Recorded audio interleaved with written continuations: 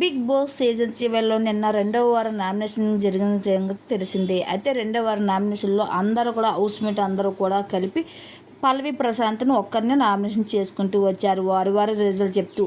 అయితే ఇలా తను అందరూ కలిపి ఒకరినే నామినేషన్ చేయడం ఏం పద్ధతి కాదు అంటూ ముందు వీళ్ళు పక్కా ప్లాన్ తోటి హౌస్లోకి వచ్చి పల్లవి ప్రశాంత్ని ఎలాగైనా సరే తొక్కేయాలి అంటూ అందరూ కలిపి నామినేషన్ చేసుకుంటూ వచ్చారు. అంతా క్లోజ్గా తిరుగుతూ తన వైపు రాసుకొని పూసుకొని తిరిగే రతిక కూడా తన కుక్కలా తిరిగి వచ్చావు అనేసి మాట్లాడింది.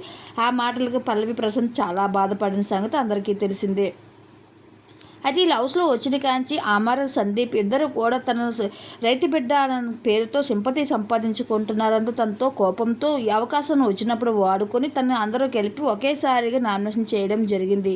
అయితే ఇదంతా కూడా రేపు ఎపిసోడ్లో రాబోతుంది.